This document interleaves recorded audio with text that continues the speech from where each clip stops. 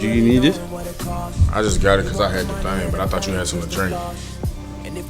Nah, but we can get something to drink. What you trying to drink? You trying to drink on drink, or you trying to sip on water on the highway? It don't matter. We doing off water today. We could just because tomorrow we get up in the morning. I don't really need to drink too much, but that alcohol already. It don't. Yeah, that don't sit on us liquor. Do you still have a lot? No, you got that Casamigos, but that Casamigos gonna make you feel a little something. Alright, shit, say no more. this man think I'm weak. Say no more. Don't get this pink twisted, dog. Alright, we drinking it straight. Nah. You can dilute it. Get the red cups. We got solos up there. Nah, get the glasses. That's what I got. Yeah. Pre-show. Getting right. How do I look? Y'all rate it. You know the camera's rolling, right? I'm just talking. I'm practicing, you feel me, when I finally do blow up. It's gonna be easy. Practice make perfect. You feel me? So use the zeros. Boom, boom, boom, boom, boom, boom. And I'm gonna have to restart these cameras. Nah, I'm gonna wait till you get over here. This is just the pre-show. Something new I'm doing for YouTube. This part not gonna be on the audio, but it's gonna be on YouTube. So if you're watching the pre-show right now, y'all hear the music in the background. You feel me? Each individual social media will have something completely different. Alright? It's gonna have something completely different. So you gotta follow each individual one. That's how I gotta get them. I gotta reel y'all in, you feel me? I need y'all to come join the team. It has to make sense. I'm putting my phone on the charger.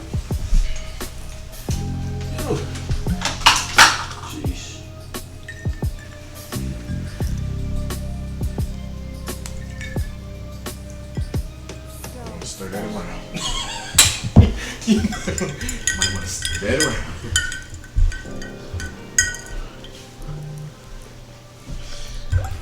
This here is brought to you by Caramigos.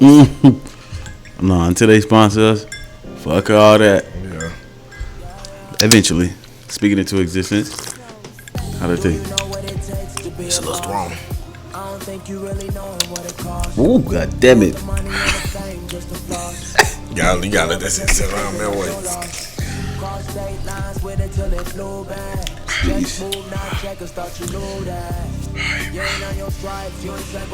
Alright, I'm gonna reset these. Reset that, yeah. And we gonna.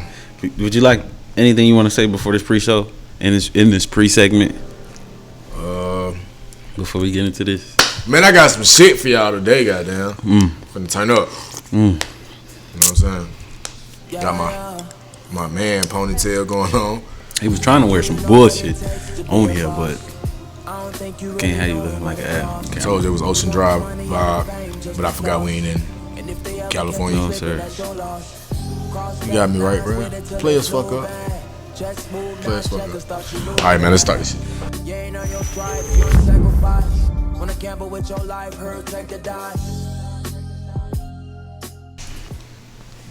My boy. How you feeling, boy? I'm good, man. How you?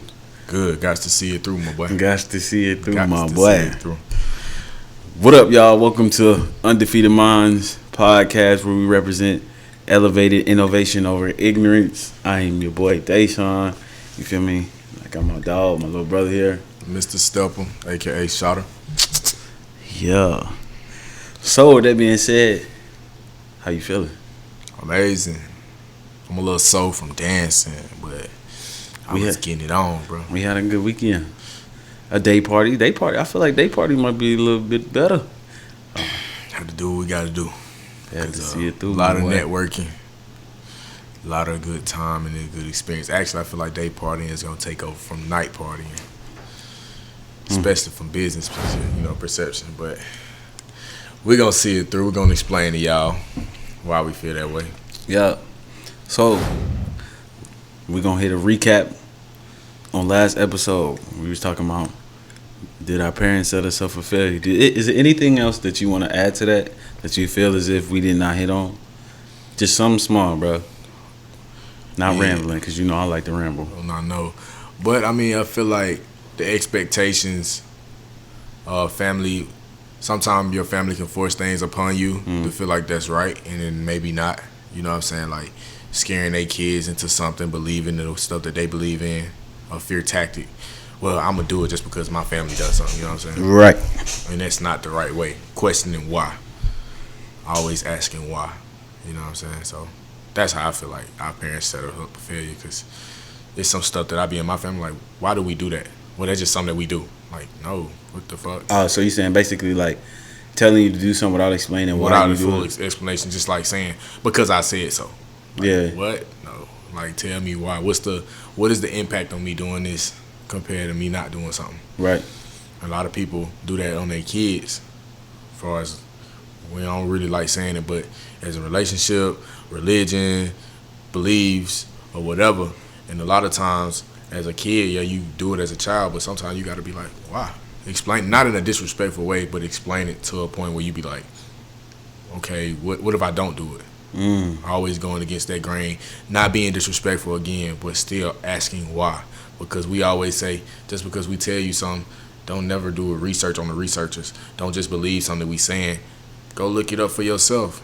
Damn, that was a good little way to roll into the main topic of the day, which Why?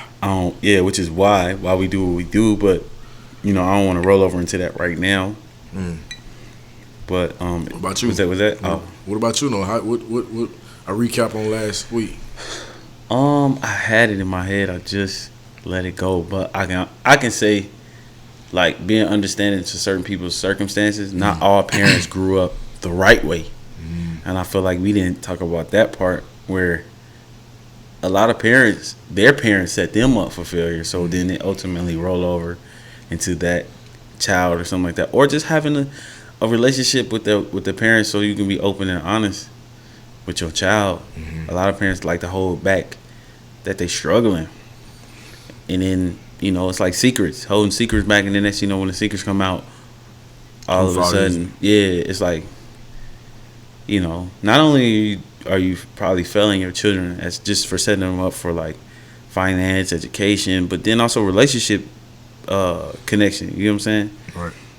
So that's the only thing I really had. I mean, most people just need to actually have a decent relationship with their parents. But again, certain circumstances, I understand. Some people get adopted. Some people's parents beat on them, touch on them wrong. You know what I'm saying?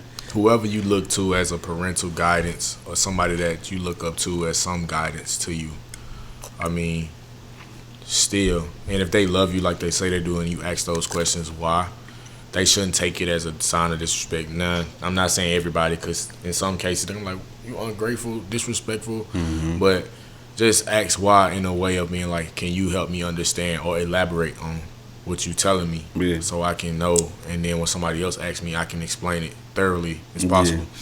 And man, I feel like we always be targeting things the same way, just in different perspectives. So hopefully y'all understand one way or another. And if you don't, comment below, let us know, you know, so we can elaborate further on our reasoning and our facts behind it. So For sure, bro. That's all I just wanted to hit. Like, when we have serious conversations like those, I just wanted to be able to show that we can get serious and also be goofy. You know what I'm saying? Because me and you always on go when it comes to being goofy or just being us authentically ourselves. We grown up kids. Yeah, some grown kids, ass children. Straight That's up. it, bro. I know when to, you know, Time to put turn them big on. boy pants on, but I also know how to relax and enjoy life and have an imagination like a child and no limits like a child. Imagination is, and like you said, no limits. Cause I know some of y'all like you saying you some kids. Like, we looking at it as a child always have room and area to grow. So we can't think that we know everything, because the more knowledge we know, the more we learn, the more we realize there's a lot more for us to learn. And so if like a child can do anything that they set their mind to, we still try to stay in that same mind space when it comes to that. Because mentally, if I feel like, man, I can do whatever. Now, we do know limitations of age in our bodies, but what we saying is the skies is no limitation. We trying to go past that bitch. So even then, like how you said, as far as in like knowledge, like one thing I want people to understand: the people who feel like they know it all is the people who don't know it all. Like, yeah, like, and on top of that, you gotta understand education, as far as in certain knowledge, can put you in a box. Like religion, for instance, religion will put you in a box. Oh, I'm Christian, so I only believe this. I'm Muslim, I only believe this. I'm this, I'm that, I'm this. But it boxes you in. And then, like a child, they're not boxed in because they always asking why, or what is this, or what is that. And then if we feel as if we know everything and we have all the answers, then we ultimately are fucked. We look over things too that's obvious in plain sight. And like I said, a lot of times people look at certain religions as religions, and it's really not a religion, it's a practice. And so for most people part, you'll look at another, like Buddhism. We can even go to numerous of stuff out here. But like for one, I know Buddhism is not a religion. Yeah. It's a practice. But to each his own. We ain't gonna tell you guys how to live your life. I don't even really like getting into that topic of religion because it stirs up a lot of contradiction. But just be optimistic and always listen. Like we always say, do never listen just to rebuttal. Listen to understand, and then target on the things that make you confused. But I'm not your daddy. I can just only tell you the way of how to do stuff. This is your daddy. I'm your uncle. Ha. I'm daddy. Ha ha. Y'all know it. Listen, I was told that since I say daddy a lot, I must like being called that. Understand this. This is how I look at it. I personally don't like to be called daddy in bed. I want you to call my goddamn name. You hear me?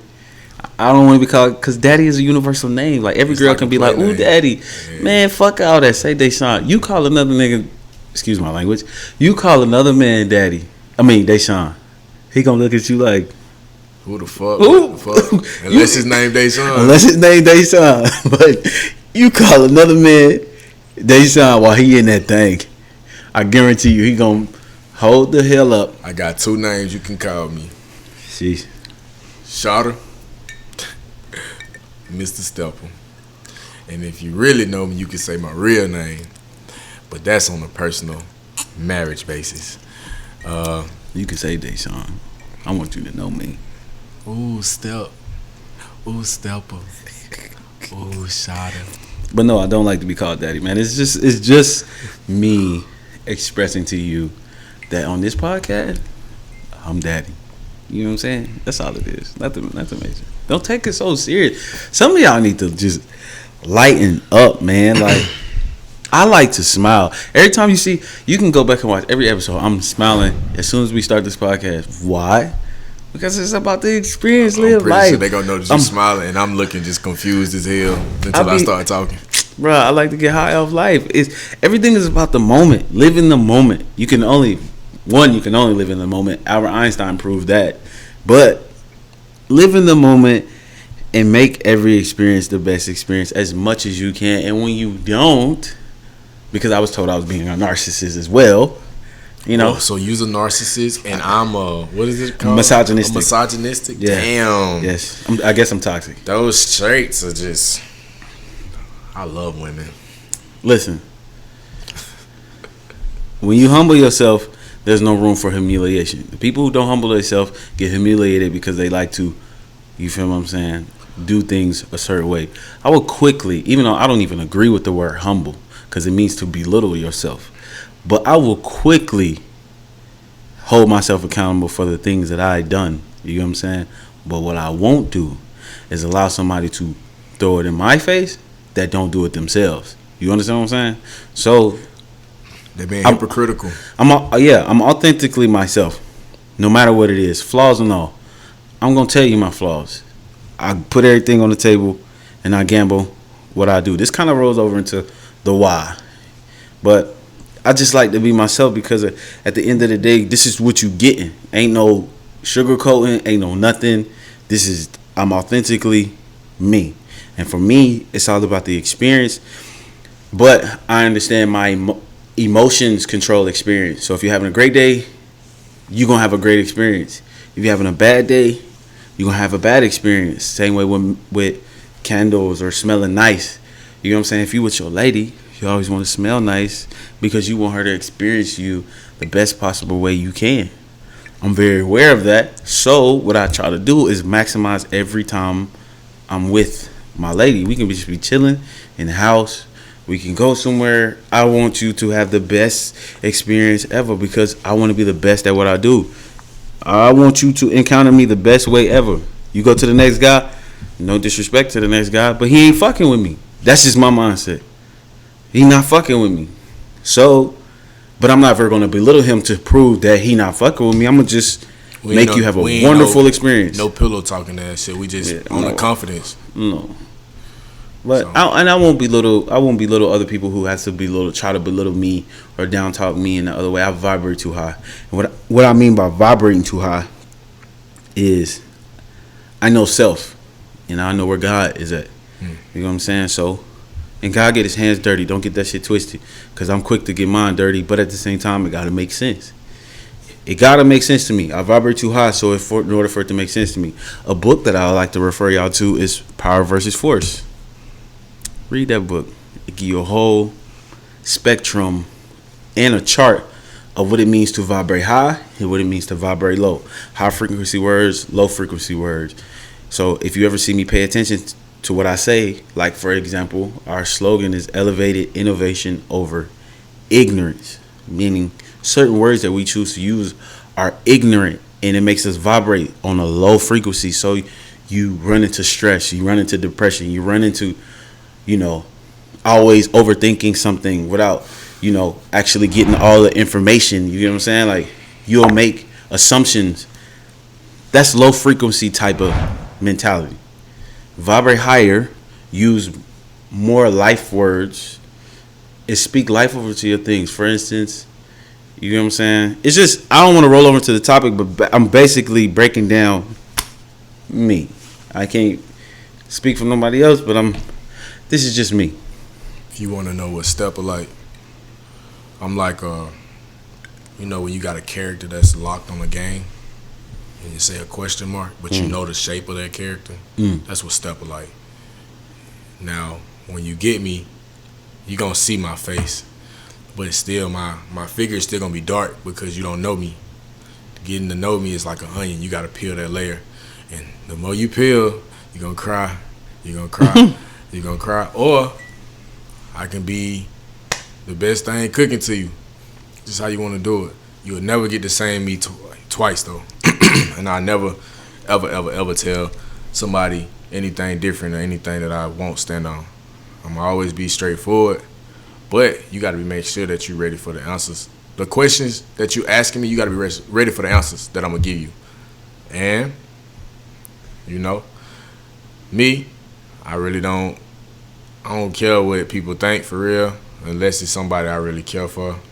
But,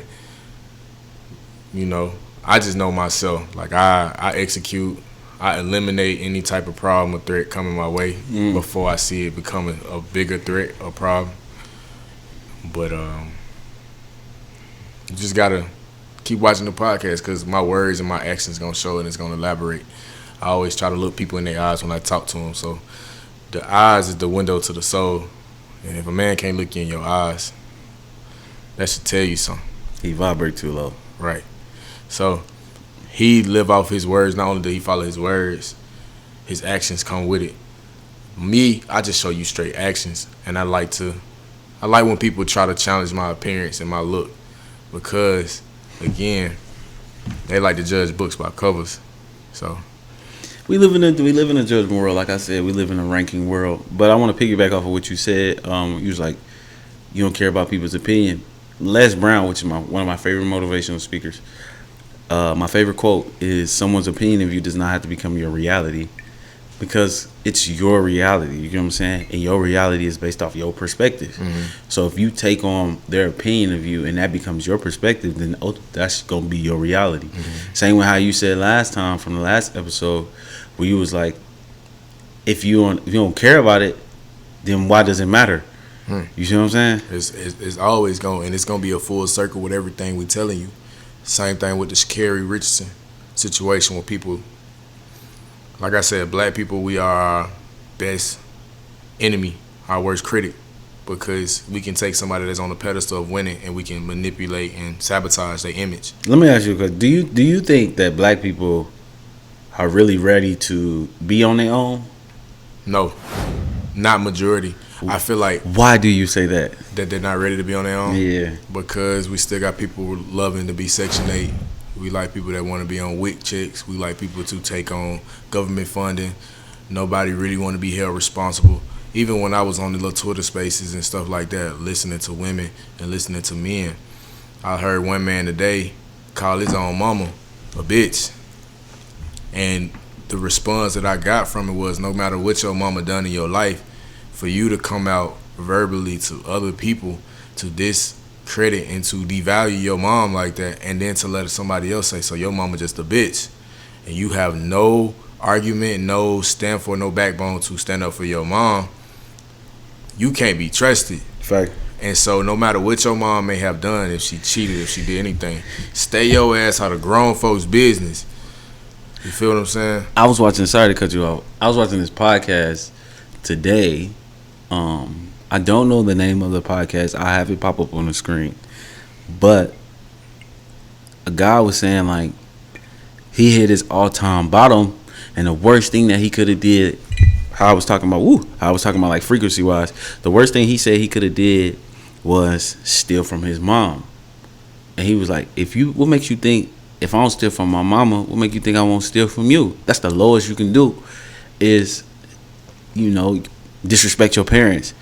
So going back into what we were saying as far as in last week, and how I look at females, if you don't respect your parents, what make you think you're gonna respect me? Like, if you can disrespect any and everybody out here, that's cool with me. I don't care about none of that. But the way you treat your parents and you disrespect them, is you ultimately gonna roll over and disrespect me, because at the same time I'm supposed to replace your dad and be daddy. You feel me? Same thing with your mom. Same way. Fellas gotta replace their mom with their wife. Yeah. Meaning their parents were supposed to prepare them for marriage. Let's get that straight. But you know what I'm saying? If you don't have no great relationship with your parents, that's ultimately gonna roll over into not having a good relationship with your spouse. And that can be a hit and a miss. That can be argued, debate. I don't like argument. It depends on the person. Yeah, like you said, like it really could depend, because somebody could look at something good. You taught me everything what not to be. You taught me what not to do. You know what I'm saying? Perspective. But it goes also, you could tell me, you can get somebody that is narcissistic. You can get somebody that is misogynistic. And won't see shit. And won't see nothing that they do wrong. And when I say nothing that they do is wrong, I'm talking about to the point where your shit can stink. To the point of it can be playing out in your face. I can say, bro, you literally got shit on the back of your shirt. That ain't me. And I'm looking at your shirt. I do you one even better. You took a shit and then you blame the toilet for stinking. You took a shit, but you blame the toilet for stinking. The water messed up. The toilet was dirty before I took a shit. Come on, dog. The bathroom was already dirty. So why'd you take a shit in there in the first place? But then again, and go back to, I had to use the bathroom, so what I'm supposed to do? Wait, that's just an example, but what I'm saying is, if you could continue to blame somebody else for your shit, fuck up. Same way how people will continue to blame their parents for their shit. You get what I'm saying? So with that being said, we're gonna hit an intermission real quick. Y'all hold that thought, and we're gonna come right back to y'all. All right, so man, we are back. We gonna roll over into the segment of why, cause I honestly feel like we've been. Hold up. Nah, before we get there, how you feeling, bro? On a scale of 0 to 10. As far as in my emotion. As far as in. I mean, like. Let's go physical first. Physical. How you feeling physical? I'm still I'm at a 2 or 3. Okay. You know what I'm saying? Even though I'm 10 pounds down, but I still could be better, bro. Just small little things like today. Like I've been fasting, so people like to ask me, "Do you fast for like intermediate fast?" But no, It's under the category of intermediate fasting if you want to look at it that way. I personally don't look at it that way. I know I go into fasting with intentions. Right. So I fast for clarity, understanding. You know, whether if I'm going through something bad in my life, I'll fast to figure out why I'm going through it. You're going through. You know what I'm saying? Or if I got bad people in my circle or somewhat close to me, I'll fast to get clarity of, do I need to keep this person in my life? Do I need to drop their ass in my life? You know what I'm saying? That's just the relationship I got with the Most High. I understand that you got to sacrifice in order for you to get answers sometimes. In order for you to get what you want, you got to lose out on some stuff. I love fucking food. But I will quickly sacrifice it to get to where I need to go. You know what I'm saying? I would quickly fast for a whole 12 hours up to a whole day just so I can get a clear answer and understanding of what I'm doing. So, and that's how I turn my losses into lessons. I never take an L to the point where it's failure. Never. Even though it seemed like I failed, I didn't. I was only temporary failure because I learned from it. So as long as I learn from the losses, it'll never be a failure. So yeah, I'm say I'm at a 3. Even though I went on a ramble, I just wanted to explain that. I'm at a 3. I need to be at least a solid 8. When I get to about my goal weight, close to my goal weight, I'll be at 8. What about you? Physically, on the physical tip, I'm a 9. Only reason I'm gonna say 8. 8, solid 8. That boy been listening. I'm gonna say 8. I done lost 17 pounds What's up? in 4 weeks. Let's say a month. And the shit is crazy because when I Nah, it's been longer than that because that's unhealthy. well, It's about, been longer than let's that. say 6 weeks. It's been About a month and a almost, half. Yeah, I was gonna say it's almost been 2. Because it's consistently about a week go by, I lose at least 3 pounds. Because we started off in May almost, and then but May was inconsistent. And It was because we was traveling. Yep. So let's just say mid-May. By the time I really sat down, whole June. And we in July now. July, the first week almost. About to be second.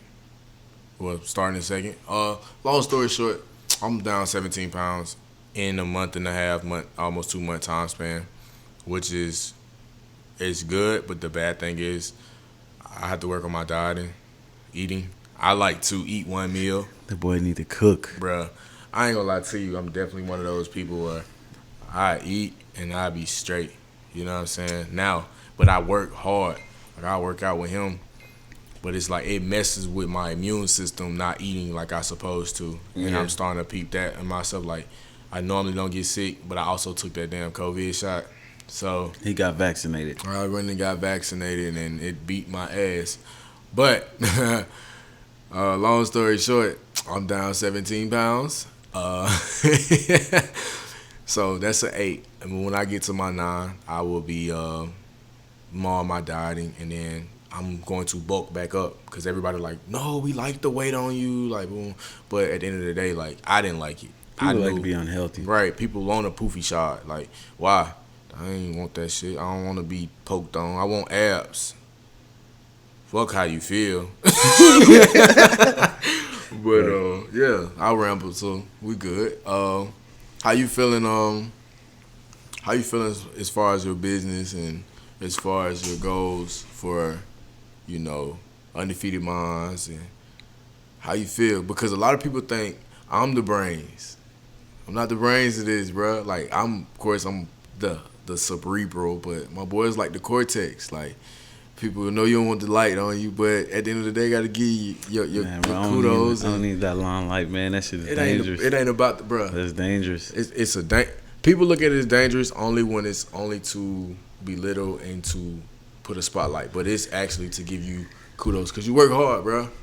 You motivate me to do a lot of good things. I appreciate it. And look at him, he can't even I appreciate it. But nah, for real, how you feel with UndefeatedMindz, bro? Because everything we envision, it's coming to path. It's coming to path, and it's coming to. And I think the scary thing for me is it's like the fruition of it is so real that it scares me because I'm like, damn, we should have wrote a bigger list by now. Like we should have had some more shit. Like damn, we should have. You know what I'm saying? But everything that you said that you wanted is coming. I said I want it, it's coming. And it's like, we losing people, we gaining some people. We submitting people out, like, you know, substituting people out. It hurts, but it's like, damn, this is the life we really chose. So, how you feel on that, bro? Look at him smiling, y'all. You got me blushing. Nah, I mean, I feel good. I try not to get caught up into that too much. For me, I just look at it like it's practice. Like I told you, I'm willing to gamble on myself, so I'm willing to take that risk on any and everything that I want to do. If I say I want to do it, I'm going to try to do it. I'm going to put my all into. I don't know how to half-ass nothing. Like, so as you see, like with these episodes, we getting better and better and better. It's getting more creative. Correct. I like to try to maximize every opportunity when it comes to the things I put my hands on. My hands is my second eyes. So I'm always hands on. I suck at fucking texting. You hear me? Because I'm hands on with everything that I do, and I intensely focus on what I do. Right. So like right now, I'm focused on being in this moment right now. In the moment. I'm not worried about nothing else. I'm not worried about nobody else. I'm worried about this podcast, you, and our audience right now. And that's to what give an example, because me and him, you see how close we are. A year ago, 2 years ago, we used to talk probably like once a month, almost twice a month. Yep. And I'm talking about like, hey, bro, what's up, bro? How you feeling? Then we'll go weeks and text him like, hey, bro, I'm doing this. All right, then you text me, call me. But soon as something go wrong, bro, you there. Soon as something I come wrong with him, I'm here. So it was like, we understand that communication through devices ain't the only way. That doesn't solidify somebody's fucking with you or not. A lot of people get the concept and misconstrued of social media saying, if you fuck with me, you gotta talk to me every day. You gotta text me all the time. I need to be on the phone with you. Bullshit. I'm talking to multiple people and all that. Like, bro, I'm seeing all of these things. If you really wanted to do it, you would do it. My results speak for themselves. I'm not the type of person that talk. Now, I'm a shit talker. Don't get me wrong.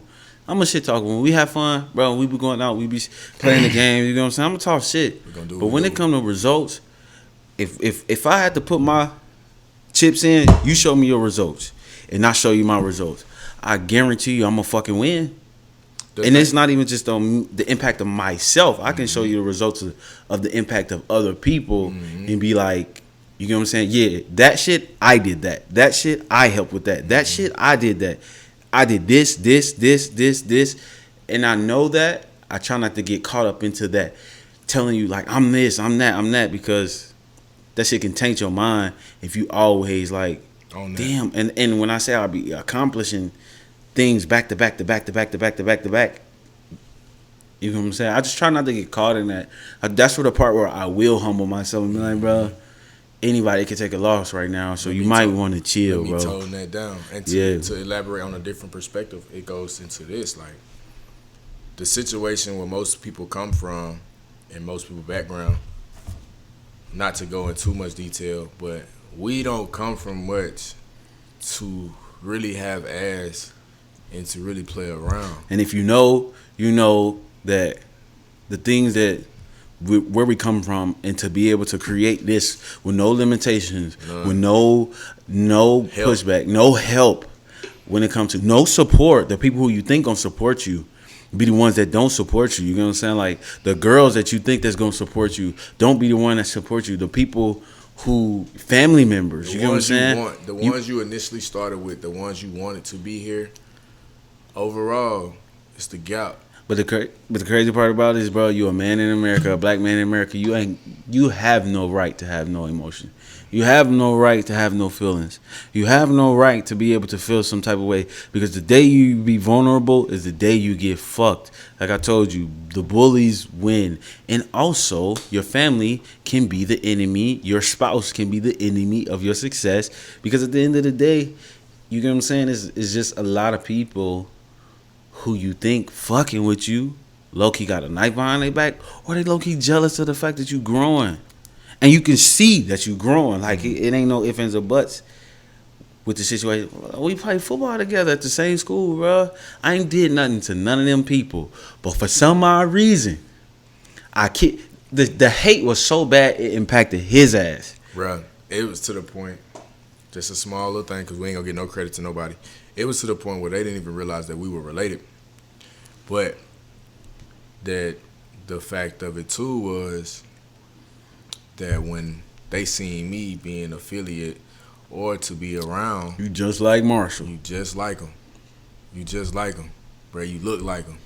They don't even know what we come from. They don't know what the situation is, but they just, the fact that people can hate somebody so bad that whoever's associated with you, they hate it on. That's been my whole life, bro. So- People hate me because of, well, I guess talented or just being confident in what I want to do, not belittling. I would never step on another man's toes. Let's get that clear. I would never belittle another man to make myself feel better. Dog, if this is what you do, this is what you do. I will never, ever, ever, ever have to belittle another man to make me feel important. Like for a female, if you choose him over me, That's what's up. right, like, bro, it is what it is. I'm uh, not crying over no spilled milk. Dog, I'm cool off that. That's what's up. I understand that I'm the prize. Kevin Samuels and then maximize. I am the prize. No, That's what's up. Because I'm going to tell you, just like this, when somebody do that to me, I know bad. I ain't got no feeling, no belittle thing to you. Now, I might unfollow your ass. I might take myself away from your ass. Like I said, you won't get the same me twice. So, when I just hit you with that, all right, I see how it is. That's what's up. Just know what comes with that is what you put yourself in. And with that being said, most people don't want to be put themselves into situations and categories that they brought upon themselves. Even to the point where it's like, you caused this. Yeah, bro. That go into the what we were saying as far as in not even just the why. Most people don't even pay attention to the impact that they give to others. Like, and I'm not just saying it's just to sound smart. Think about how people how you impact people. That'll ultimately make you become an undefeated mind, because now what I was saying as far as an experience, I studied experience to the point where somebody has an experience with you and you alone. What are they experiencing with you? You can't see yourself. You can't experience yourself. You know what I'm saying? Because you with yourself all the time. Versus their perspective of you is completely different. But the way you control the narrative is by how you make them feel, like how you experiencing them. Not, again, you're not going to always get the best experience out of somebody, because you might have a mood. You might be in a bad mood. You might be having a bad day. You know what I'm saying? You might be feeling misunderstood. You might be, trying to express yourself when that person don't even really want to care enough to be able to pay attention to detail or try to impact you. You know what I'm saying? So all of that stuff, when it comes to experience and your impact on other people, be very fucking aware of how people feel about you. Because if multiple people saying the same thing about you, obviously that got to be somewhat true. True. And it's not always women. I'm shooting the shot or shooting this at y'all. If you single and everybody, Stir up from trouble. bro, I'm just gonna be honest. Men too. If you single and you by yourself at a certain age, and every relationship ended the same way, every relationship has gone to this, or they just ain't it. They ain't shit. They ain't shit. They ain't shit. They ain't shit. You keep running to ain't shit ass people, but you forgetting the key ingredient. It is you. The source is So you. if you keep saying they ain't shit, and your friend like, yeah, girl, I tried to tell you, yeah, girl, they ain't shit. You ain't shit. A good book to read that, because y'all know I refer y'all to books. I'm the type of person, I give the knowledge away so I can get back double. I will give y'all all my knowledge away just so I can get back double. Robert Greene, The Law of Human Nature, he tells you to accept your dark side. He call it the shadow. Accept your shadow. When you come one with who you are, when you know you nasty and you are a pervert, things get better for you. You know what I'm saying? No, I'm just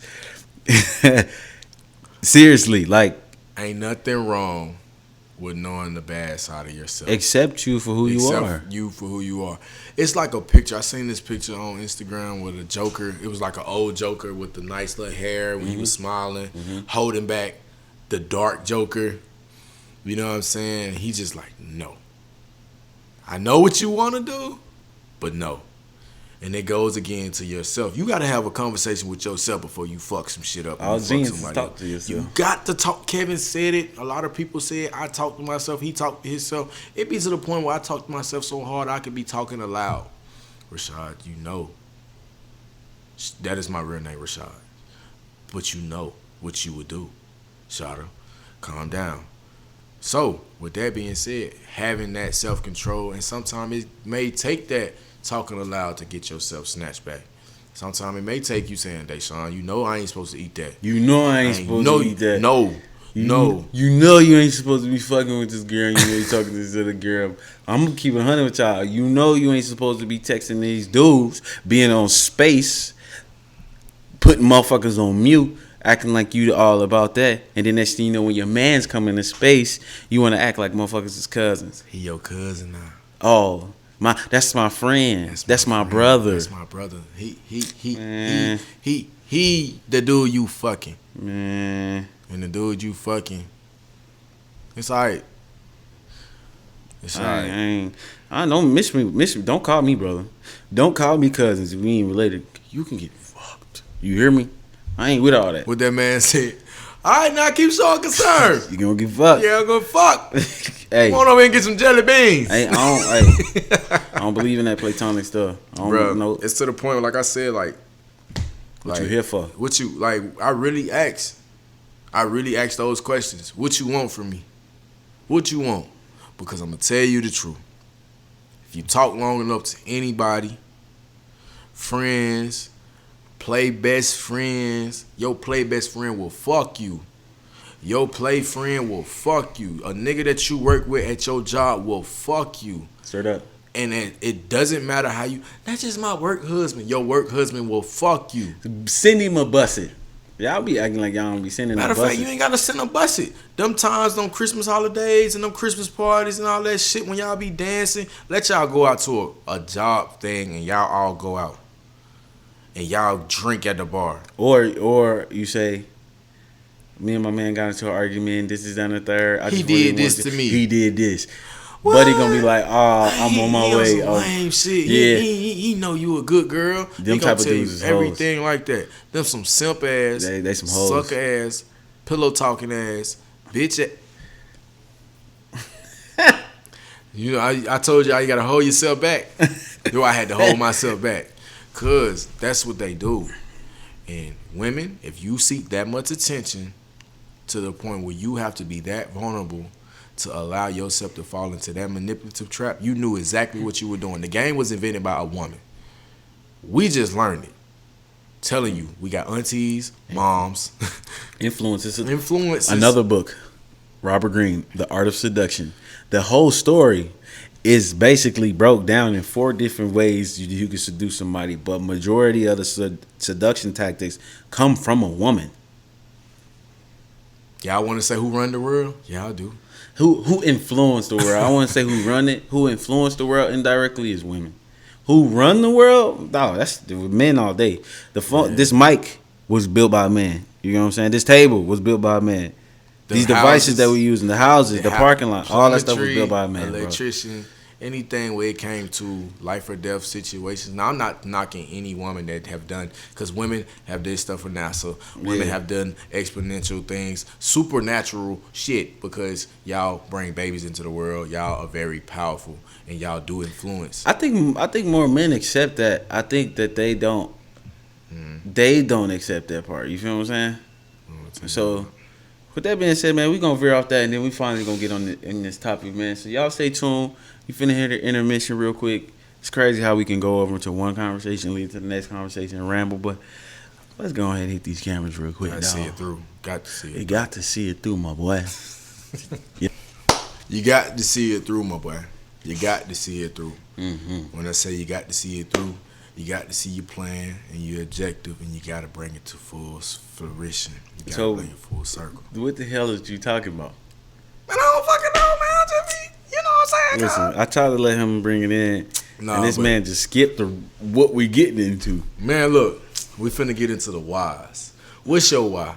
And when I say what's your why, not the motivational why. Yes, you can say that, but we're gonna get into the real whys of why you do things the way you do things and why things happen to you. Because at the end of the day, you are the creation of what the effect. You the cause and the effect of what happened. Mm-hmm.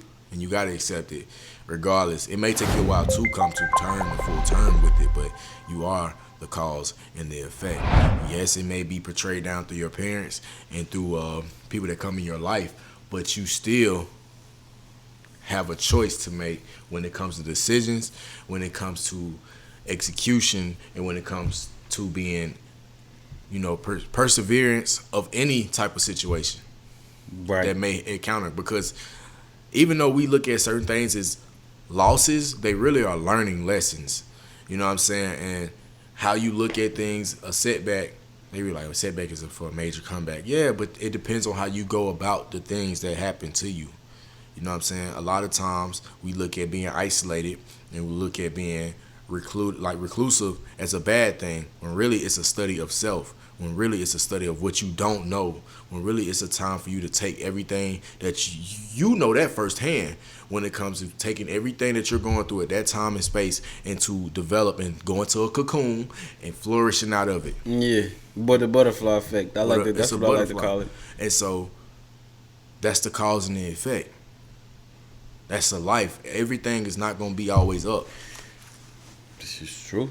So that's my transition to this segment. Why? Yeah, so the second, he pretty much broke it down. Why do you do the things that you do?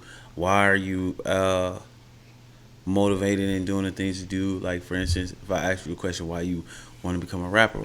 Why did you chose to Shawty. use the name Mr. Stepper? Mr. Stepper. You feel me, Shawty? Why are we starting this podcast? Why, you get what I'm saying? Am I the type of person that I am, coming from a rough ass background, to be able to make this situation happen? You know what I'm saying? So everything that you heard today has a why behind it. Let's direct it towards UndefeatedMindz and let's direct it towards Deshaun and Shawty. I feel like even though we always introduce ourselves to people, let's give them an example and a small description of who we are. So, because we always get on the men, we always get on the females. Let's get them why we started UndefeatedMindz. Let's get them why you are the Deshaun you are today. Let's give them why I'm out of the Shawty and the Mr. Stepper today. And of course, we're going to give it to you honestly and brutally as possible, but we're also going to be protected. We're not just going to just blurt everything out, of course. Who does that? But we're going to be real with y'all because we always targeting other people. Let's try that today. That's cool. Go ahead. Start us off. So, you want to know about Shawty and Mr. Stepper. It is my why and the reason of it. I'm originally from, like I said, Alabama. My mom was born in Chicago. Don't get too much personal information. Let's say. But, give or take. The name Shawty came to me because my first name is Rashad. Shawty was given to me by my mom. So why'd you find, what made you get Into the Shawty? name Shawty. Like, yeah. What really made me get into that name was the movie Shotters. Okay. And I always was called Shotty Shot, like Shotters, like they were Shotter Baby, like they were saying that to me, and I never liked it when I was growing. I'm like, don't call me that, don't call me Shotty Shot, don't call me Shot. So what made you come to terms Shawty. with it? Like, It was more mature. I guess I didn't like it because Shotty Shot, like Shotter Baby. Yeah. And I'm like, don't call me Shotter Baby, Shotter Man. I'm like, don't call me no Shotter Man. It sound like Spider Man, but it was like Shotter, like, yeah, you know what I'm saying. Where did you get Mr. Stepper from? Like, Mr. Stepper came from one of my old principals. In like the little neighborhood that I was in, people were around, they was like, bro, you quiet, but you a step. hold on. So you said somebody else technically kind of gave you that name. Yeah. That See, name. I feel like real nicknames come from the street or like people give you that name. Yeah, That's a real nickname. that's a nickname. I don't feel like if you give yourself a nickname, that ain't no real nickname. You gave yourself. You gotta that really shit. earn that name. And Right. so like somebody was like, yeah, little man, like, yeah, man, I see you out here stepping. I see you out here doing something. Yeah. And he was like, even though you ain't loud with it, you know, you a little stepper, like you. So it was like it's little stepper. And then when I got older, people were like, all right, Mr. Stepper, I see you, Mr. Stepper. And then I think women started calling me that because I was like, you coming out looking clean, but when it's time to, you know, be with your boys, you gonna stand on your own. Yeah. And so I always heard it, and I just made sure I added to it. And that came Shada, and then that other person when it's time to do whatever it is, regardless if it's talking to, you know, the guys or talking to a young lady, it was always like, I'm going to step on something, like, you're going to see me. And so that's where my thing came from. As far as you, what you think about Deshaun, man? Like, and yeah, because that's your name, of course, man, but give him a little background drop of your other nicknames that you notoriously own in Atlanta and Ohio. So my nickname is Swole. Technically, this name is still runs through every time I go home. No matter what I got, I've had people come to me. You was there when the guy came to me. You know what I'm saying? From a little kid that was little, and I don't know this guy, and came to me and was like, Swole. Hey, are you Swole? Like, he was the guy who inspired me to play football, and he got a D1 scholarship, and he in school right now. Right.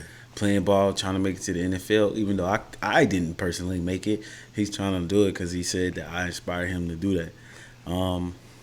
I got the nickname Swole from a guy named Yusuf. When I was in 6th, 7th grade, he was like, damn, bro, you big as hell. Like, you swole as shit. You know what? We going to call you Swole. Like, right. So I've always been this size. It's just genetics. I got picked on as far as, bro, you take steroids, da-da-da. No. Like, this has always been around, so this name has always been my stick to me. You know what I'm saying? The name was so big that they started calling my little sister Baby Swole. You know what I'm saying? Like, and nobody would mess with her because they knew who I was. And it was more so a respect thing, not a fear thing. It was just like, we respect, bro. But then at the same time, like I was saying earlier in the podcast, I had a lot of people a lot of guys who was jealous of me. Man, he ain't that big. Man, he ain't got this. Da da da. Yeah. We always told you, if you're not doing something, you know you're doing something right when somebody got something. A lot of these guys, a lot of these people who disliked me when we were younger are now Facebook friends, are now followers, you know what I'm saying? Like, you guys are making emotional decisions for the things that you didn't understand. So here's my why. Why I am the way I am, why I started UndefeatedMindz, why I push and drive to focus on, you know, like, fuck the middleman, do it on my own, is because of within that same process of me having the nickname Swole, I was booming playing football. Like, this was one of them legendary type ones where you seen documentaries like, this guy was this guy was that. And this is why I've humbled myself, because in that time, I was eating that shit up. I'm not gonna even lie to you, bro. I was like, yo, that high from football, that's a different type of high. It's like what basketball players feed on. Michael Jordan even admitted it. Everybody, that adrenaline rush, that high that you get from you're never gonna find it nowhere else. It's never. We can't give you that. Alcohol can't give. Girls can't give. Girls can't. It's a high that's so fulfilling that you literally will feel like that you're unstoppable. Like, you feel unreplenished. This is your world. You feel the most important. This is your movie. You feel like you watching the movie. You feel like this is your movie. The movie is some camera around here, 4K, is watching you at all times. Following you the whole time. But go ahead.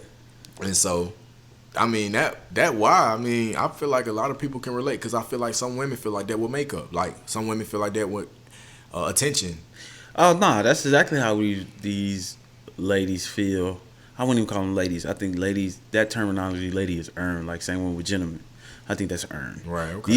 These girls out here nowadays are getting so high off of these likes. And don't get me wrong, the science and the psychology behind the like button, the guy who created the pop sound for Facebook, even tells you every time you hear you get a like or an alert or something on your phone when it comes to that nature, you're releasing small doses of dopamine to make you get addicted to social media. So flip the scenario and put it back on me.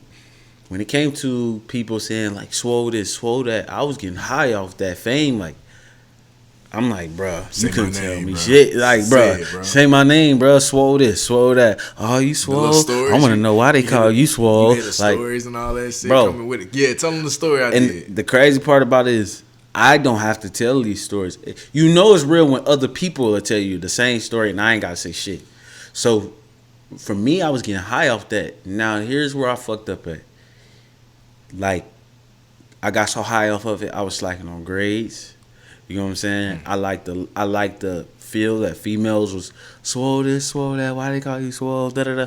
I was getting high off that, and I knew like I ain't never want to lose this feeling. I ain't never had lost that feeling. But what made me lose that feeling was I couldn't play for 2 years straight, my sophomore and junior year. 2 critical years that you need, especially when you was at the top tier of your talent. Not the top, but in that era. That's very crucial. Your freshman year is to get introduced. Your sophomore year solidifies your spot for the next 2 years. Junior and senior year. So I failed both of them, bro. I flunked out, and I tell you straight up, like, flunked out of school because I was bullshitting. But at the same time, at that time, I wouldn't put it on myself. I would blame the situation that I was going through. So I like to say I had everything and nothing at the exact same time. So, like, I had all the fame. I had all the people telling me like this. I was getting featured in magazines, in the newspaper, all of that stuff. Like, even when I moved from Atlanta to Ohio, I was in the newspaper. I was in all of these things, highly recruited, breaking records. You know what I'm saying? I had all of that. But at the same time, I had nothing because I was homeless, living in and out of shelters and hotels and stuff like that. And I'm not talking about, you know what I'm saying, I didn't have nothing. No, I currently don't eat spaghetti, pasta, lasagna, none of those things because of that shit scarred me. Because of in homeless shelters, for cheap, they can spread out lasagna and spaghetti because it's super cheap and it can be spread to so many people. I don't even eat the salad that come in the bag. The romaine. And it's already ready. I won't touch it. I don't crave lasagna. I don't do because it scarred me because we was going through it for so long. And I even be vulnerable right now on this. We lived out of the district, and in order for me to stay inside the school, I had to ride the short bus to get to the school. You know what I'm saying? So, like, at the same time I was getting called swole and I was getting high off that fame, I was going back home. I wasn't even going back home. I was going to nothing. Like, so it's kind of one of them things where it's like it was a tug of cool.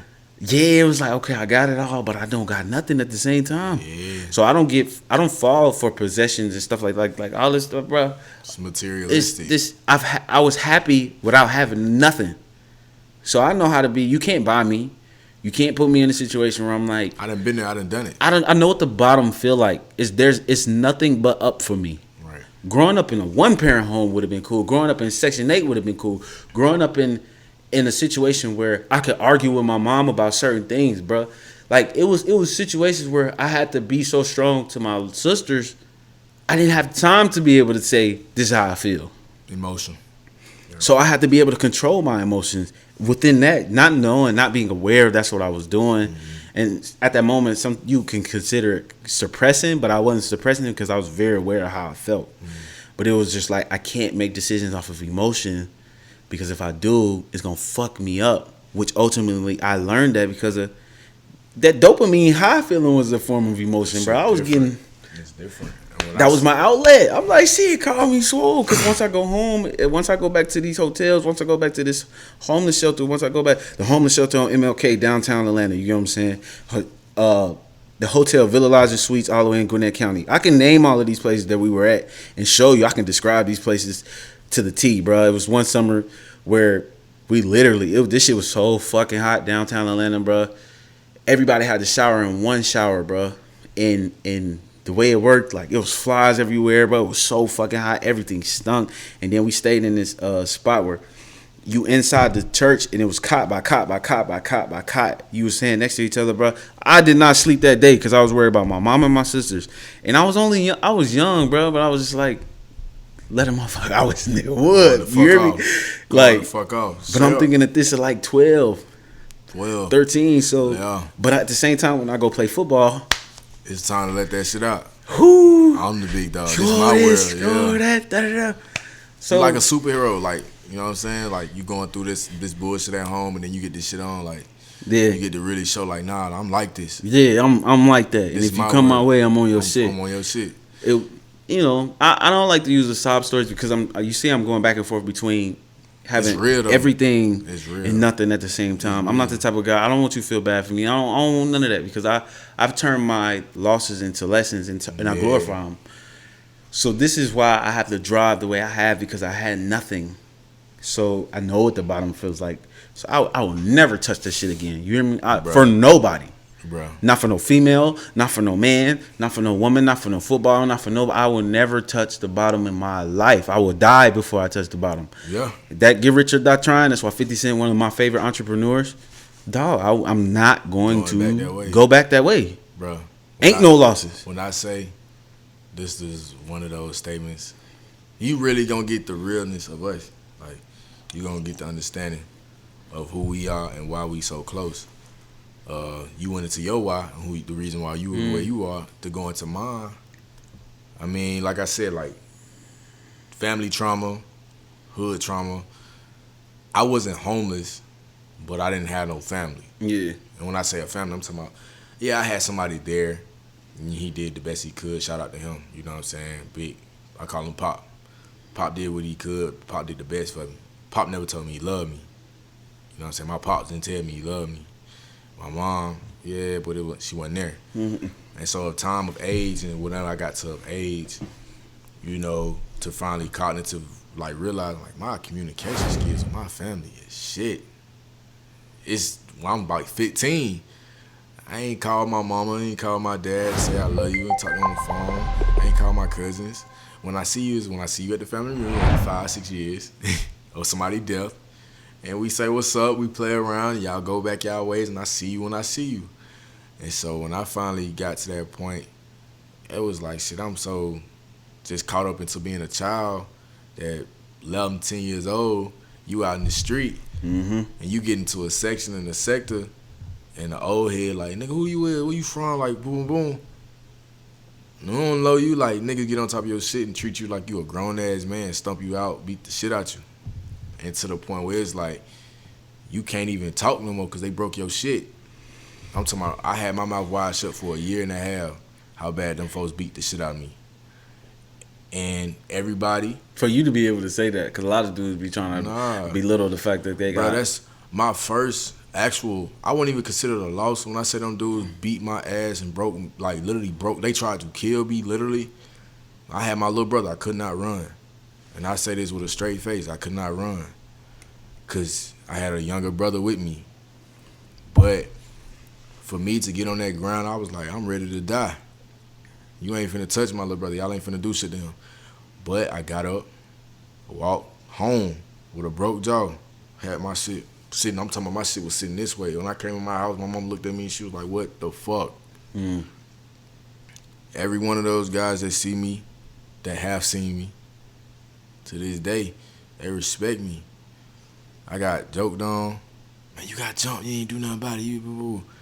Can't nobody say I ain't do nothing about it. And that, like I told you, that name came from that. Stepper. That name, people gonna respect me. I didn't have to have a militia or a gang of people to respect me. But I stood on my principles and I stand, like I say, with this. I didn't go through homeless shelters, but I've been in Section 8. Yeah, I know what romaine salad feel like, and I damn sure know what spaghetti feel like. Shout out to my dudes. But what I would say, Will, of it is when you come from that poverty and you come from that disconnect and that broken family, having to take care of your mama and your brother, having to be that provider, a man of a household, when you don't even know what a man, at that time you don't even know what a man is. Yes, because you never saw him. You never saw him, but somebody say, be the man in the house, and you... House, wait. I don't know. I can't do something I don't know. I don't know. I'm familiar territories. And then when you finally get to hanging shit, try to, You always got to be the emergency fund of somebody else. And so we're gonna get to that. We're gonna come right back, and we're targeting and finish it off. But let's do that. You got to see it through, my boy. Got to see it through, my boy. Let's set these cameras. So we are back at that thing. Camera check. Camera check. Got to see it through. Go ahead. Got to see it through. But to finish elaborating on it, when you come from that situation, to take care of your family, your mother, your brother, to be that voice and that emergency funded for them, you don't even think, you don't live for yourself no more. You take yourself out the equation of being a child, of being a teenager, of being a young man, to being a grown-ass man. Now, mind you, I told you, I got my shit broken when I was 11 years old by a nigga that was 18, 20 years old. When you get that situation and a grown man can beat your ass like a man, 17 of them, that's of that age, you don't look at life the same. Yeah, it changed your perspective. It changed your perspective. And so when you start looking at it like, bro, anything can happen to you at any time, you start living different. But, like I say, I always would say this, my why was always like, shit, I'm still here for a reason, and I damn sure would never let nobody put their hand on my brother. And with that being said, my brother bruh, our little brother never got touched. My little brother never had a broken jaw, never had to worry about his prom, never had to worry about the clothes, never had to worry about shoes, never had to worry about anything. We went down there, sorry to cut him off, but we went down there to get his license right. You know what I'm saying? Like prom. And it was what, one day? One day. Prom. Got his day in a Beamer. Yeah. He ain't have to worry about getting a tag for a car, having to fix a car up, none of that. So the lifestyle that we live, the lifestyle that we chose to go by, I hate that we had to endure it, but we did it for the next generation. Pass me that book. Which one? Pass me that book. Is that one top? Nope, The Hero's Journey. Back to what I was saying, the brothers and stuff like that, we did it for the next generation to be able to experience a better living conditions and situations, and overall it made us a better character, and it made me to who I am today. I would say slightly that I have a little split personality.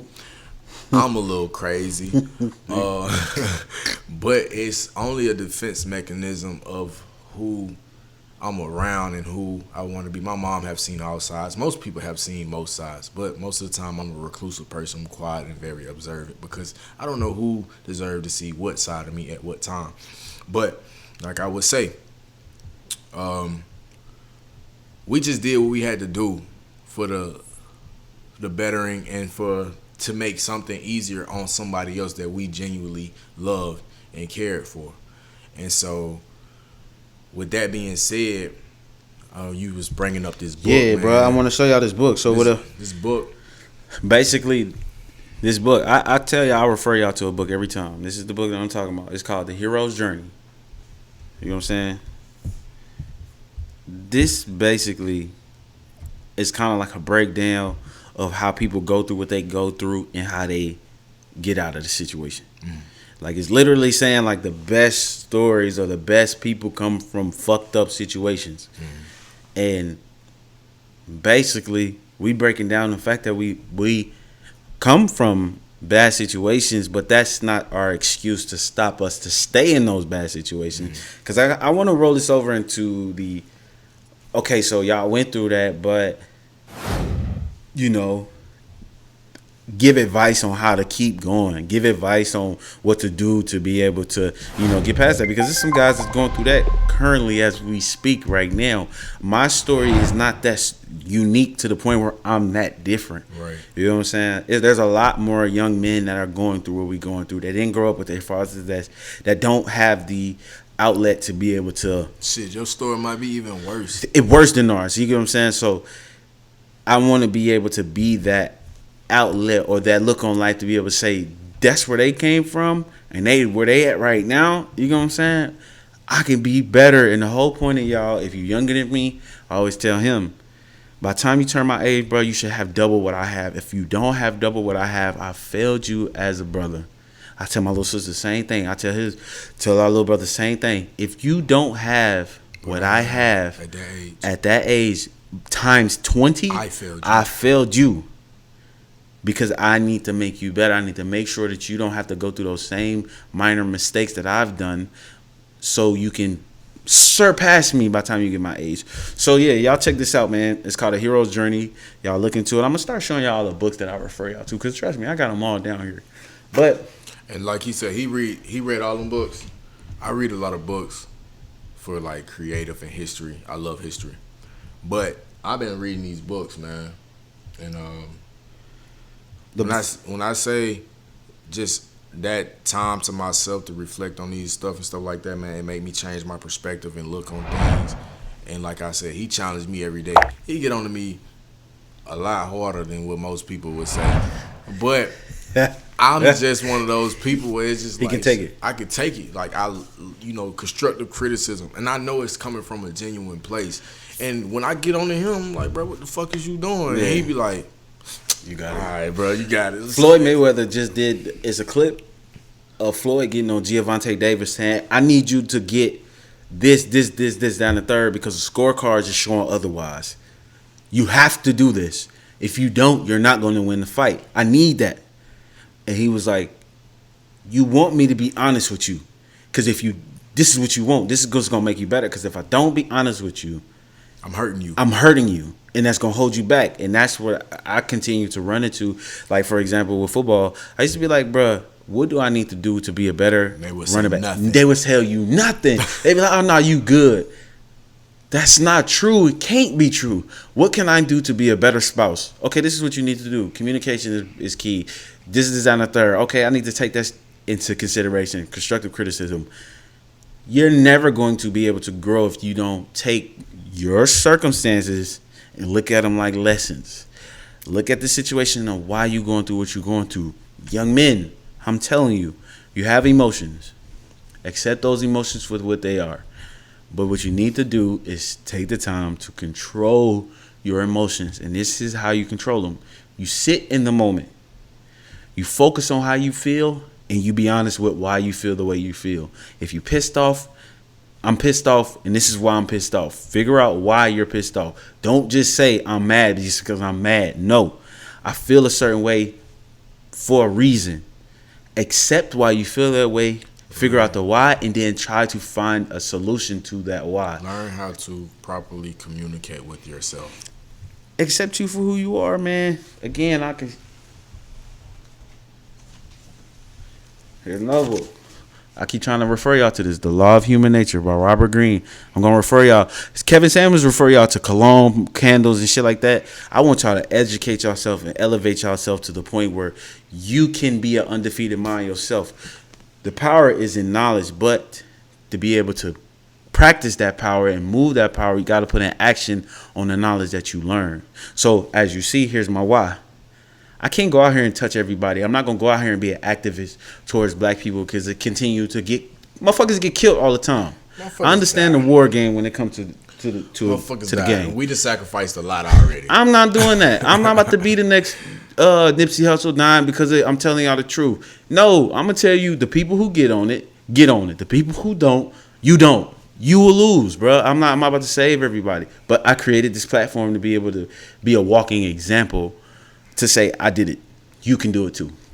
The thing about it is with knowledge too, if you have it and it's helpful and it's resourceful, why not teach? But you can only teach the people that want to learn. There goes again with a long ass example in the story everybody have said before. You can lead a horse to a water well or to a lake, and you can't make that motherfucker drink. You can't, bro. And I'm not going to cry over it. I'm not going to cry if you don't believe that the fact that I'm trying to tell you something and you don't want to take my word for it. My results speak for themselves. I'm not about to force you to drink this water. But the individuals, the young lady, the young women, the young girls, and the boys that want to be a part of this situation and scenario and that understand us and that can relate to us, I feel like y'all need it. I feel like it's going to be okay. And I know what you're feeling like. that room, depressed, crying, hurt, you don't want to show your emotions. It's okay. It's okay. It's really okay. I promise you, because I wish I had a video. I wish I had the resources to see this, to be able to hear this as a big brother. Me, if I was who I was right now and I could send a message back to myself and tell myself who I am right now, I'm like, bro, don't make that sacrifice. Yeah, hell yeah. Don't do that. Bro, don't say that. You gonna be okay, bro. This gonna lead you down that path if you make this mistake. So if this gonna lead you down that path, if you take this chance, it's gonna lead you. This is what books are for, to be able to make you prevent certain things. Like, for example, we didn't grow up with our fathers, so there's a book that I will refer you to called The Ways to a Superior Man. Grab me that book, bro.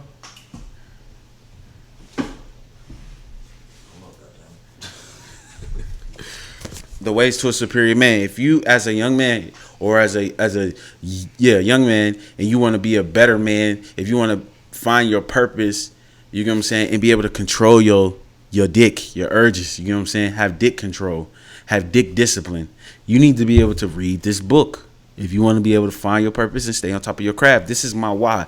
This is why a lot of people come to me, and then next thing you know, they say, well, your communication is trash. Well, it's because I'm on my grind, and I never touch the bottom again. All of this stuff is temporary. I know that my financial peak will be at 45, but I'm going to push that shit to the limit.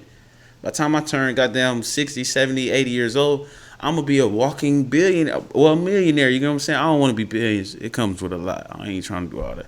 But, you feel what I'm saying? Like, I want to be wealthy. I want to be with my family. I would never be in the same situation. Again, I would never touch the bottom. Get rich or die trying. Death ain't the worst thing that can happen. The suffering is the worst thing that can happen. Death is the easy route. Suffering is the hard part. I feel like the worst thing that you really could experience as a man and as anybody is being in a situation that you said you never want to be in and going back to that motherfucker. Do you know how hard it was for me to leave a D1 school or a good college and to go back home?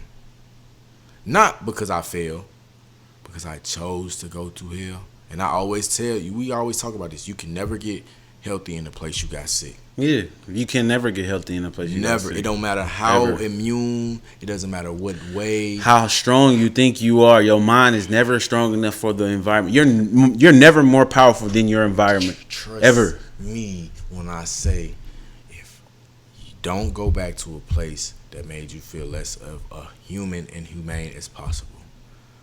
When I tell people that, people be like, all right. Why do you think people move out the hood? Like, they'll move out the hood, then you'll be like, well, get back to the hood. Even if I get back to the hood, it's the mindset of the hood that's what keep people in the hood. You know what I'm saying? It's the mindset of the hood that keeps the hood dirty, and why the police, stay around there versus the suburbs. You know what I'm saying? It's a mindset. It is a business. So to become an undefeated mind, you got to be able to understand the rules. That shit go ahead. Is death. It is death. It ain't death, bro. That's suffering. It's suffering to death. Because this is why I say it's suffering to death. Your mindset don't change. If Nipsey would have got out of situations, I'm just saying it, not disrespecting Nipsey Hussle at all.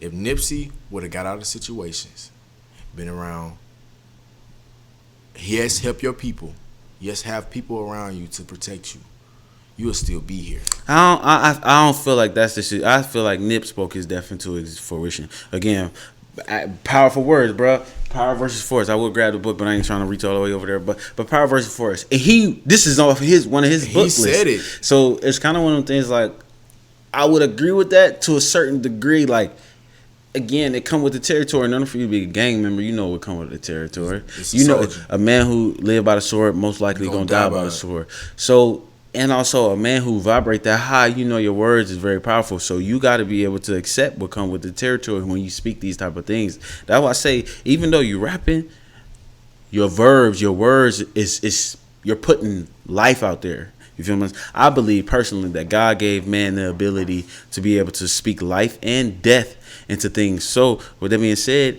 you know what I'm saying? You got to be able to know what the fuck you talking about. And with Nip, who vibrate on a high frequency, he just spoke his death into existence. But I'm not the type of person, I don't want to talk about his death like that, because I'm not I don't never step on another man's toes, and I don't understand that lifestyle. Like that lifestyle that they got going on, that culture, I don't really get down with it. Yeah, not even get down with it. I respect it enough to know not to be able to talk on something that I don't know. And I'm gonna just say from a personal experience, when it came to any type of involvement or activities of growing in or around the situation, like I said, the whole goal of any affiliate or any gang culture was never created to hurt. It was always created off family. That's any. And to protect the neighborhood. Protect but no, that's a story of old times. I'm talking about now, like revolutionary times back then, because we're not part of. What you mean? Break that down. So the history, the origin of it is to protect your neighborhood, right? But now young men are joining stuff and being a part of things because of family. Like if you don't have that family oriented, it's now if you don't have that acceptance from your own blood, you get it from somewhere. I feel like this is the same way with fraternities and sororities. I feel like a lot of people get into it because they want to be liked. It's the same thing. You get what I'm saying? Right. I was presented with being what I was going to be, but you understand. But I was just like, dog, this is me. I don't need that to make me feel accepted important or to have a statue. But if I was getting into it just from an opportunity standpoint, you know what I'm saying? Okay, cool. Even though my principles don't align with certain things, that's the only reason why I didn't. But if my principles align with that, for sure, I would have maximized that. And even to this point, because like I tell you, even people in that lifestyle will tell you, you've been around a lot of people. I've seen a lot of people when I went with you to different places, and we went to different places. You seen how it was with me. They also take, bro, you different. Mm-hmm. You vibrate too high. Your energy. You got a bright future, and they know where you come from. You already accepted, even without you being accepted. You accepted. You don't have to prove nothing to nobody. So when we go back into what we said, the words of fruition and what you're doing and what you stand on, your principles, you have to know these two things. You have to know, is this ultimately something that I personally agree with, and does it suit yourself? If you can accept what come with it, this passion, whatever it may be, it can be something that you extremely passionate about, not just the gang life, it's whatever comes with the territory. You got to understand, if you want to be the best football player, the best basketball player, you're going to have to sacrifice time and family, and you damn sure going to have to sacrifice sleep. And it's going to get to that point where you're going to sacrifice the loved ones that you really find in your life. And that comes with any type of category. If you want to be rich, you want to be all this, people are going to come in your life for reasons and seasons. It's not going to always be forever. So once you start realizing that, it'd be hurtful at first once you first get into it. Yeah, I feel like, I'm sorry to cut you off. Because I want to piggyback on that before I lose it. Nah, go ahead. I want to come from it from an undefeated mind standpoint of, it's going to take sacrifices and losses and all those things, but it goes back to what I was saying as far as an experience. This whole game is about relationships. So you don't never want to burn a bridge, and you also want to offer value so you can always have relationships, because you never know who might blow, or you never know who might be like, bro, you helped me out when I need it, or you get what I'm saying? You always believed in me and nobody else did, you get what I'm saying? So that experience, control the narrative. You're always in control. Like, hear what I'm saying. You never want to burn a bridge because you just don't know what the fuck or who the fuck gonna blow up, or who might you need in the future. You never know. So with me, for example, like with all of this stuff, bro, everybody be like, bro, how do you maximize it? You get this on a discount, you get that on a discount. How you bought this, you did that. It's relationships. You got to be able to build relationships. I don't burn no bridge with nobody, even if they low-key somewhat like kind of disrespect me low-key. It's not even the fact that I'm going to allow you to. It's just I take that in consideration, take note in it. Cool. Say less. Now I know how to operate and move around you and use you to my advantage. You will only hear me when I need something, or when you'll only hear from me when I feel like I can get off on you or benefit off of you. And that's just how the powers that be go. Yeah, I'm finna say that's the powers that be. That's any type of business move. It's any type of business move. And when we say, if it ain't a good transaction, it goes back into what we said. I said full circle. This is always going to sound repetitive. It's always going to sound like we said this before. if it's not a good transaction for it damn sure ain't gonna make a good one going backwards. If it doesn't make sense, then it's not a good business. It don't make sense backwards. It's not a good business. If you only are beneficial to somebody else and they're you're not giving them beneficial nothing? to anything to you, cut their ass off and drop them like a bad habit. You will get temporary satisfaction when you think you feel like you winning, but you really losing. And this is the part where I say with social media, it's fucking people head up. Stop allowing people to gas you within the moment. That's only a moment. It's only dopamine for the moment. And when it's gone, it's gone. When it's gone, it's gone. And don't lose the opportunity. What people find valuable actually on social media is what the perception validation of other people. When reality, everybody's going through the same shithole. That we just know how to dress it up. People go through insecurities.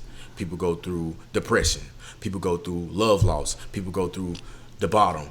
It's natural. It is normal. It's fucking normal to feel like you don't know what the fuck is going on with your life.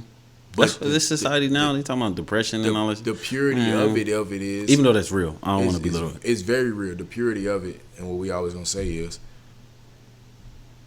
you got to know the difference of being genuine and authentic to yourself. And you got to see it through, my boy. You got to see it through, my boy. All right, so with that being said, hopefully, yes. I'm sorry. So basically, because we really want to sum it up to a solution. I'm not gonna say I don't like other podcasts. I'm not, because I don't want to step on nobody else's toes. I don't want to be the type of people who talk about all of this crap and don't give solutions. The solution, from my opinion, I'm gonna ask your opinion, what's the solution to your why and all of those things? How was your why driving you and all that stuff? We asked that. How do you find your why? Who I will refer you to personally, how it helped me find my why and deeper into my why, understand my why, is again the Ways to Superior Man. But also my favorite, I can't say this enough, Les Brown is my top, but at the same time, right up under him is Jim Rohn, my favorite personal development coach. This guy is the GOAT when it comes to making everything about you and how you respond to everything and how it's all connected. Even coming from a politics standpoint, and since we are black, from a slavery standpoint, an opportunity standpoint, how they try to manipulate us and exploit our culture and do all of these things and shit like that. Like the information that we talked about right now could possibly exploit for who we are. You know what I'm saying? Like, you still can't use that as an excuse. Correct. And the way you don't use that as an excuse is by going through personal development and find out why you do the things that you do and what is your purpose. And you have to own up to it first. You have to acknowledge that you have a problem. It's going to get worse before it get better. It always get worse before it get better. But the thing of it is, it's okay. Because at the end of the day, it's going to get better. But what helped me personally, and the solution how I look at it is, I look at it like the 4 seasons. You got spring, summer, fall and winter, right? Mm-hmm. I look at like the fall, you're literally coming off of you're falling from your peak. You're going down. So you know what I'm saying? The winter is the worst time. It's flatline. It's dead. Everything seemed like everything coming to an end. Shit just ain't going right. You know what I'm saying? Right. It's only temporary. But when you're in those temporary moments, you get the best gifts. You know what I'm saying? Think about Christmas. You get the gifts and you learn all of the things that you need to learn when you're in your worst circumstances and situations. Then you go through your spring phase where now that you learned all of those things, start being fruitful and give back and put all that time and effort into what you want to do. Then next thing you know, it'll blossom. So once it blossom, you know what I'm saying, you go through the summertime. And mind you, during that blossom process, it's going to rain a lot. You get all that pollen a lot. You get what I'm saying? It's still ugly and sticky and cold And rainy, a lot of people like, oh, rainy days. I hate rainy days. I like rainy days because then that let me know how bad you really want it. Is this rain gonna stop you, or is you gonna go get it? Yeah, I understand that you want to lay up and cuff up and give them saying even on a rainy day, but I look at it like half of the people gonna lay up. I'm gonna go out here and go get it. I'm gonna go out here and go grind. And if it don't hit that day, it just don't hit that day. Understand? It's not gonna hit every time you try. Correct. But you gotta keep trying, which ultimately goes over into dropping that pollen into them flowers. Every flower don't blossom. Every flower don't blossom. But if you put your shit in multiple situations, eventually one gonna hit. Right. Once it hit, it's gonna be beautiful. That's the summertime. You in your peak again. You flourishing. You feel good. But understand, you gonna go back to a fall. Correct. So if you could control that narrative and become an undefeated mind, always be in control of your why. Always be in control of the situation. Always be in control of how the process works. It is a process. So when you finally figure out your why, go through the process. Fall in love with the process. Everything ain't gonna hit right now. But if you continue to be consistent, when that motherfucker hit, when that one flower blossom, ride that wave. And it's only a temporary wave. The summertime don't last forever. Understand that. When you finally hit off that wave, go through the fall, figure out another thing that you want to work on, put your shit in that, and let it hit. Hopefully. Or be smart to pre-plan. That's what I'm, pre-planning Pre-planning. is a great way to be able to control your why. Go ahead. Go deeper in that. The why. And pre-planning. And pre-planning. Like you said, the 4 seasons. Let's piggyback off the 4 seasons. And like you said, everything started off with spring, replenishing, rebirth, to grow. When everything is that, it's adolescence. Everything is being youthful. Everything is coming. Birds, bees, chirps, everything, stuff like that. So when you get to summer, it's at its prime. It's at its peak. The prime, I look at things, it's running smoothly. You like, oh, this can last forever. You feel good. That's why it's only 2 months. Short term. It is very quick. It goes by very fast if you look at it. Fall, short also. It lasts a little longer. It lasts a little longer than summer. But that winter time goes by months. And it's unpredictable. And it's very unpredictable. You don't know what to expect. But let me get back to what I was saying. The summertime is short. You get to your fall, and you be like, oh, I'm at a peak standstill, but I'm not the same that I used to be at. Everything is not like it used to be. It's still pretty, but it's like, it's a little bit like, okay, it's a little shaky. Okay? Before, in that time right there, while you know you're in your prime, you should be setting things to the aside like most animals and mammals. Bears. Let's use bears for instance, or squirrels. Squirrels will take in hibernation. They know for a fact they take things in for a rainy day. They look at it, okay. They collect all them nuts. They take all that, the food, the nourishment, all this stuff, because they know. Let me eat as much as I can now. Let me also store as much as I can now, because I know during this season, when it comes, I need to make sure I have enough to last. I need to have enough to be able to sustain my children, whoever else life. Because what comes into this world and what comes into your future, if you don't do this now, you will die.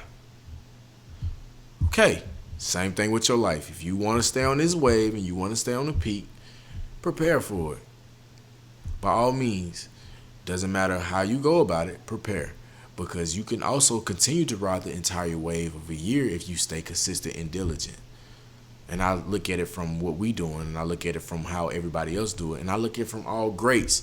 Kobe Bryant, even during off seasons, never stopped training. That's a fact. And it's an off season. It's an off season.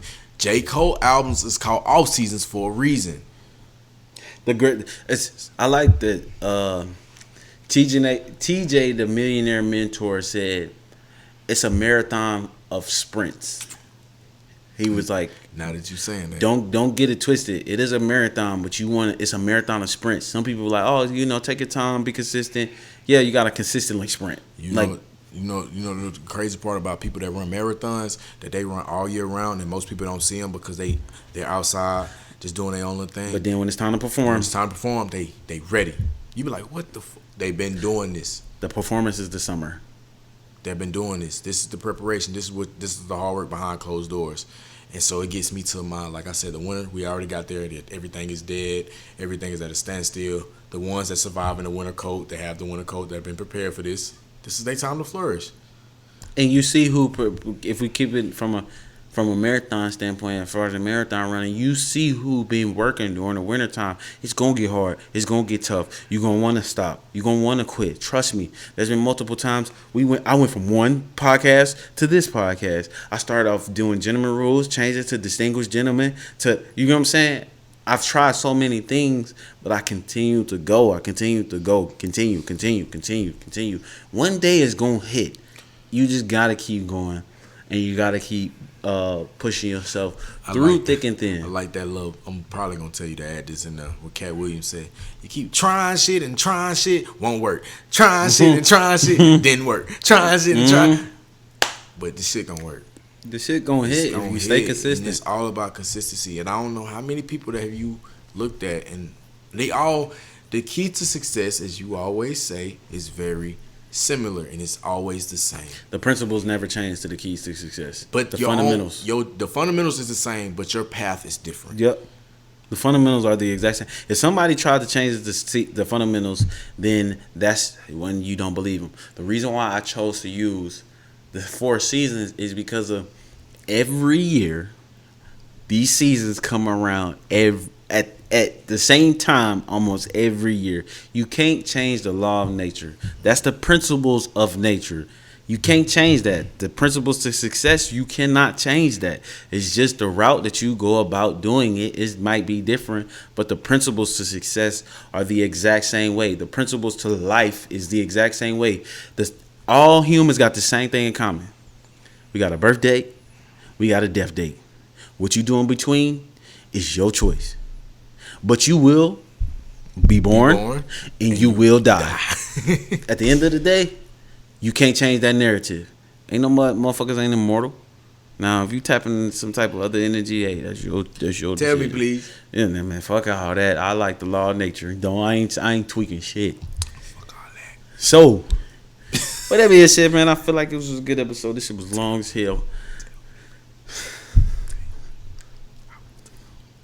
If y'all know where motherfucking aliens come from, and if zombies is real, if y'all seen vampires, Zombies are real. People walking around here mindless. if y'all seen, Don't make decisions of their own. They get influenced by other people. Listen to what he's saying, but also listen to what I'm saying. If y'all know some shit, tell me. You know that the mic's not gonna pick that up, man. We gotta close this thing out. That boy tweaking had too many. Listen, This y'all know is what juice. it is. This is juice. We just wanted to give it to y'all raw and figure out our why, so y'all can be able to figure out y'all why. And look yourself in the mirror and ask yourself your way. You know what I'm saying? Fact. And results speak louder than actions and words. Because now that we pointed out our why, maybe it may be easier to correlate to somebody. Because a lot of times we are like, man, people don't know their why, but no, we told you ours. So now you can do the same thing. You can relate to us. And then be like, hey, it may be easier for you to take that Band-Aid off now that we have watered that Band-Aid down for you. I come out and told you I got my ass whooped. I don't know how many men told you. How many people have said, man, I got my ass beat. You feel me? Bro, like, I had to ride the short. P. Diddy rode the short bus. But I'm just saying, like you said, like, and that boy, you flooded in money. Yeah. And at the end of the day, I mean, it don't matter what nobody else say. If you happy with your life and content, shit. This is who I am. You can't make me feel bad about who I am. You see my result. You see where I'm at. What it is. Again, you can never be, the humble will never be humiliated. Remember I say that. The humble will never be humiliated. I ain't never met a lame rich millionaire. I ain't never met a lame millionaire. And I don't care what y'all, well, Jay-Z and all this other, y'all is stupid as hell if you call Jay-Z lame. Why do you say that? Break that down. Somebody said, because I was in. Because I believe a lot of them dudes is corny, low-key. They know how to manipulate the situation. Right. But to what degree and what to extent? But they was never that. Like, I never use this term, but they was never that nigga. Like, how Gucci said, but I got the sauce. I had the sauce before I had this. I got the sauce after this. Dog, half of these dudes that's in the industry that's blowing up, even in the podcast world, right. Like, for instance, these dudes has always been lame. They've been corny. You think Jay-Z was lame? Think about what I'm saying. If you only putting it in one category. I just want to know, do you think Jay-Z was lame? Bro, I'm not saying that. I'm not saying he was lame, but what I'm saying is, just because they got money don't necessarily mean they that nigga. You get what I'm saying? I'm sorry to use that word loosely, but think about what I'm saying, bro. Why you think a lot of these dudes get into the industry? We talk about music. You talking about the music industry then. A lot of these dudes will do certain things to get to a certain place, meaning they will sell their soul. They will get butt fucked. They will fuck around and throw a dress on. They'll do all this other wild shit thinking, oh, this shit gonna give me fame. Dog, if you knew who you was, you wouldn't allow yourself to do none of that shit. Because why? You know who you are. Yeah. I can agree. You see what I'm saying? Like, same way with... I see what you're saying. But my question was, and I just want... Because this is what I want to know. Do you think Jay-Z... Bruh, you trying to hop on it? I think Jay-Z is very smart. I think Jay-Z have his corny tendencies. I'm not gonna sit here and say I agree with Jay-Z, everything Jay-Z do. No, Jay-Z got his corny tendencies, bruh. Yeah, I feel like I got my lame tendencies. I'm gonna be corny. But I'm saying I feel like the reason why Jay-Z is more glorified than everybody else is because of the paper that he has. Master P, in my opinion, is beyond Jay-Z, bro. I'm not arguing with you on that. I can't, and I don't put Master P. Master P been that dog since he was young. I'm not gonna say Jay-Z been that dog since he was young. I'm not speaking on bro life. I'm just telling you, bro. I'm just telling you for what it is and what it ain't, bro. And this is what Master P, in my opinion, is way better. Like, I don't have to question that, dog. No. And I feel like you're right, because Master P got Silk the Shocker, he got Soulja Slim, and that is validated where the war he came from. Master P, much respect for you. You know I'm not going against none of that. I'm not disrespecting Jay-Z neither. I'm just saying that. But this is, you can't be teaching to them, and I can't just be. Nah, right. You giving me raw pushback. I'm gonna give you raw pushback back. Shit. Jay-Z is like that, and when I say Jay-Z is like that, I don't agree, bro. I'm not gonna sit. Jay-Z was like that, bro. I'm not gonna sit around here. I'm not saying he not like that, but what I'm saying is, was he like that when he was young? Bro, yes. What I'm saying is, he was a hustler. You feel me, baby? But apparently 6ix9ine was a hustler too. I'm not putting Jay-Z and 6ix9ine in the same category, but what I'm saying, bro, come on, how 6ix9ine got money and. Dude was corny. Do you not see the pictures before he became 6ix9ine, bro? No, goddamn boy. Man, listen. I'm not gonna even allow you. We're not even gonna go to that. Just because you met I just named one that was lame before he was that, bro. Yeah. I'm not, no, bro. Not every person who make millions is that guy, bro. I'm sorry, bro. That's not it. If you can measure a man off his money, I'm not measuring off his money, but I'm talking about. I asked you one person. And I feel like Jay-Z solidified. That's who you. I'm not saying he not, but I'm saying I agree. But I'm just saying, like, for that person, for what I researched and what I learned from this person, and if we're gonna talk about it off camera and off screen. But for what you stand on and for what I stand on, it's the same thing what he stand on. No, hell no. Hell no. No. You're not looking at it from. You looking at it from overall. I will go with Nip and Master P. I will go with Trey the Truth. If there are multiple people. What I stand on. You looking at it from overall. What I stand on. I'm looking at it from a business perspective. Even business perspective. If you're looking at it from the way I look at it, you told me for a fact if it doesn't make sense forward, it damn sure doesn't make sense backwards. So, like I said with him, a business transition and go like it's supposed to. Yes, he got power. And he ended it before he had that type of power. He ended it with his blood brother. To the point where it's like, okay, if you bite the hand that feeds you and you come across the hand that bites you, I can say Master P did the same. What are you talking about? I'm not saying that. We agreed on Master P. You keep saying Master P, Nip. Yeah, of course. Master P, Nip, Trade the Truth. Of course, that's a no brainer. That's a no brainer. But when it comes to people like Jay-Z, I feel like a lot of people look at Jay-Z because he got Rockefeller, he got millions of dollars, he's a billionaire. But no, they still don't look at Jay-Z for who he is. I'm not discrediting him for who he is. I believe Jay-Z is a mastermind. Hear me out when I'm saying I believe he is a mastermind. But what I'm saying is, as far as in you saying the guy who has that sauce from beginning to end, I'm not gonna say what it is. You in the music, you like music and shit like that. I'm just saying the person that I feel as if who legit had that thing from here to here to here. From what I see is Master P, and he don't get glorified. I'm gonna give my man his flowers, bro. He literally came from the gutter, the South. I'm not saying that Jay-Z didn't, but what I'm saying is, bro, I'm going to always ride with the South side before. You feel me? That's where we coming from. That's just what it is, bro. I'm never gonna solidify. I'm never gonna just sit around here. But I'm one of them people. Well, I understand both sides. I do. And I would always say you do. But like I said, how you just playing with South, I'm always gonna go with my home turf, like South. I'm South raised. But God damn it, you got to respect game when you see it.